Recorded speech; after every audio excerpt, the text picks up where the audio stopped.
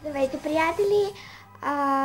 Исках, може би в предното видео ви казах, че ще има ново видео днес. Ще има 2 видеа днес. Може и да не съм ви го казвала, да съм го мислила да ви го кажа. Но, както и да е, ето го и другото видео. Другото видео е за ето този лак, за този маникюр. И ако ви е интересно да видите как се прави, той е много лесен и става в домашни условия. Ако ви е интересно да видите как се прави, останете с мен.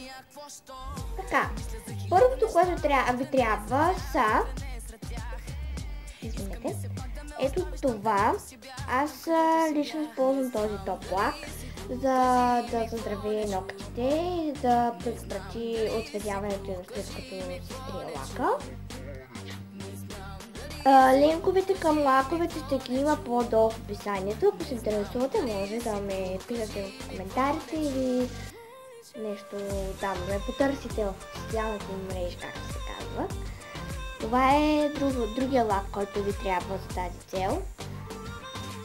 Искам само да кажа, че трите лака, които сега и трите ще ви покажа, тези лакове, които ви показвам, са бързо захранващата серия, което за мен лично е много полезно, много добре. И ето този. Разбира се, вие можете да направите лаковете, лакове, които на вас ви харесват и по ваш избор. Просто тези за минови, ако сте гледали видеото ми нови придобивки за юли месец, вече знаете, че тези два лака са два от продуктите, които получих като нови неща. И да, ето, ако искате да постигнете този ефект, продължавайте да го гледате видеото, както ви казах. Така, първо нанасяме топ лак, за да защитим нашите ногти. Ето тук, тъй като аз тук вече го имам, тук ще го нанеса. Така, и изчакваме на 2 минутки, докато изсъхне лакът ни. Така, готово. Взимате ето този лак, този, леко към телесен цвят, който е. Отваряме и може да има доста на четката, аз имам доста на четката. И ето сега боядисвате целият лак, т.е. целият нокът, го боядисвате в телесния цвят. Ако вие имате същите лакове, може да го направите същите, ако ви харесва.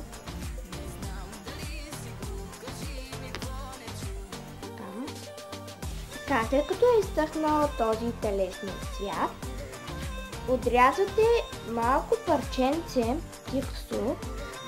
Вашето може да е примерно сърчице или кръгче, най-различни подобни форми за подсветите, които може да светите. Това е формата, която аз реших да бъде, тъй като ми е най-лесна. Ето. Сега залепете ето тази формичка върху нокътя. Така, да видим дали аз ще успея да го направя, както е така цяло, или ще трябва да режа самата формичка. Да видим. А пък ако направим някой газ случайно, не е работа. Така, ето, аз го скъсих малко, може би не се вижда много добре. Така. Слагаме ето това. Слагаме ето това. Ето, как изглежда ногтя. С тази формичка от тиксо, така да наречем. Като оставате някой от ъгъла да стърчи, за да може после по-лесно да го отлепите. Така, след това взимате една гъбичка или едно парченце гъбичка, слагате от този лак или вашия лак по предпочитание И започвате, но моята вече е изцъхнала лака, затова трябва да нанеса повторно лака.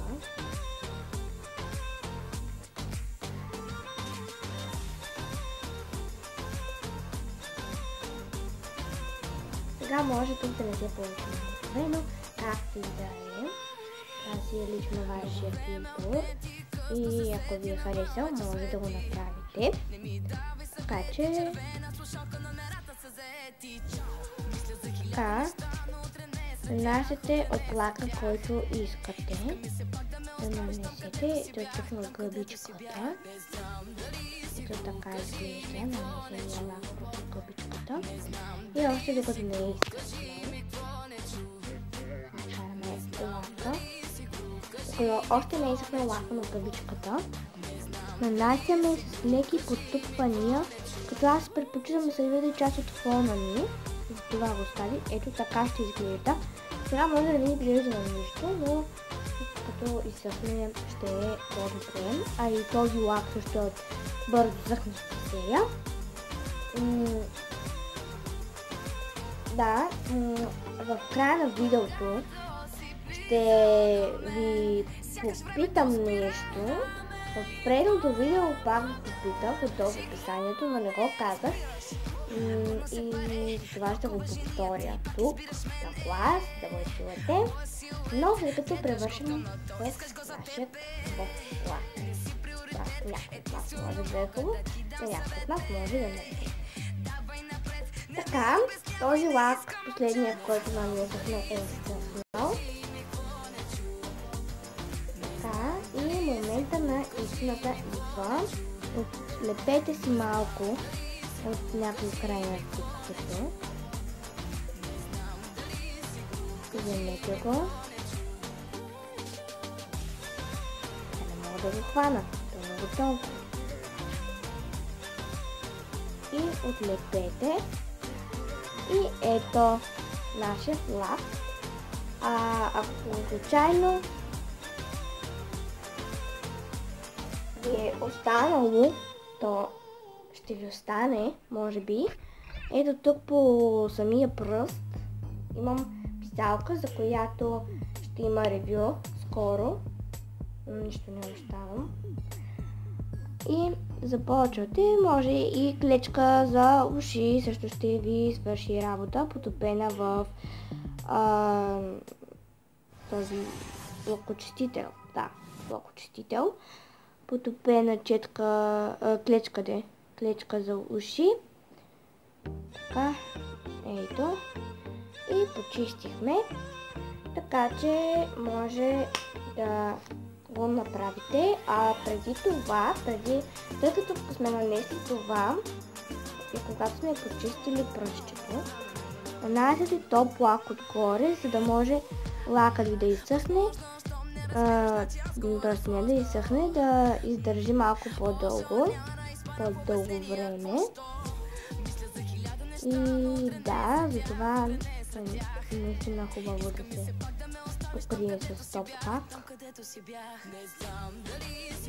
Извинявайте, ако виждате ръката ми по-често, отколкото мен, но просто това е истинския процес на лакиране. И да стане това.